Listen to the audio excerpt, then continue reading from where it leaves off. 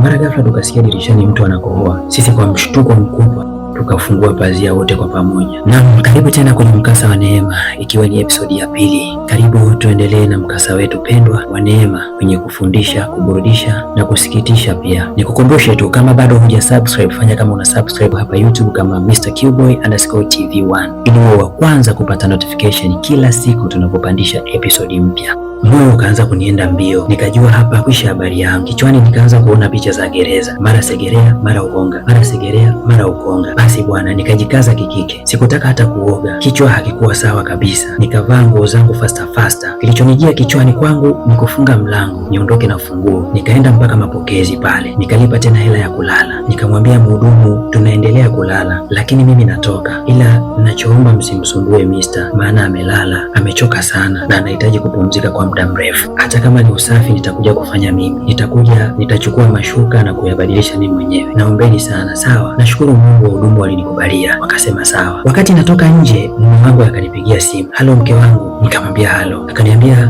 shemeji yangu mkubwa ameibiwa pikipiki na kijana wake aliyemtoa kijijini, wameenda polisi, lakini kijana akatoroka usiku wake, mpaka leo hawajamuona na simu haipatikani tena. Mungu wangu. Baada ya kusikia hivyo nikashikwa na wasiwasi, maana alichoniambia ndio kinachoendana na yule kijana niliyomwacha kule guest. Moyo ukaanza kunienda mbio, nikawaza kama ikatokea wakatraki namba yake ili kujua aliwasiliana na nani mara ya mwisho, si nitakamatwa mimi? Mbona nimekwisha, najiona kwenye mdomo wa mamba ingali ni hai. Wazo likanijia ghafla pale, nimpigie shemeji na kumpa pole ya kuibiwa pikipiki ili nijue mpango wake wa mbele. Basi nikajikaza pale, nikampigia simu shemeji. Nashukuru Mungu alipokea simu, akanisimulia ilivyokuwa kila kitu na jina akamtaja. Nikasema huu ndo mwisho wangu sasa.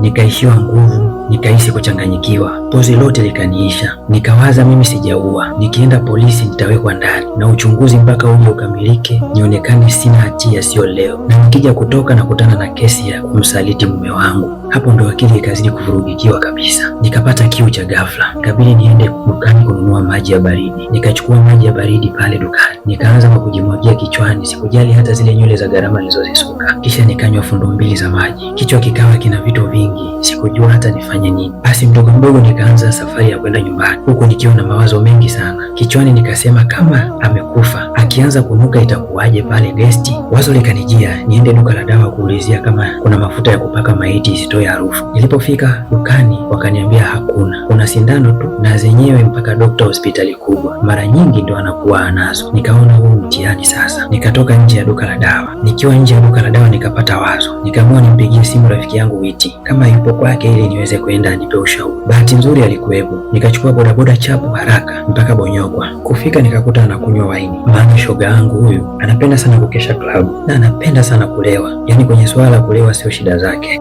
Basi nikaanza kumweleza pale, nikamweleza ilivyokuwa kila kitu. Akasikitika sana, lakini akanipa wazo, akaniambia itabidi usiku turudi pale gesti na tena tuchukue bajaji tuende nao mpaka pale gesti, alafu tuuchukue ule mwili, tuseme ni mgonjwa amezidiwa ghafla, kwa hiyo tunampeleka hospitali, lakini tukifika njiani tunautupa ule mwili pembezoni mwa barabara. Ukikucha mapolisi watakuta ule mwili, watauchukua na kwenda kuuzika pasipo kujua ni nani aliyefanya mauaji. Mara ghafla tukasikia dirishani mtu anakohoa. Sisi kwa mshtuko mkubwa tukafungua pazia wote kwa pamoja.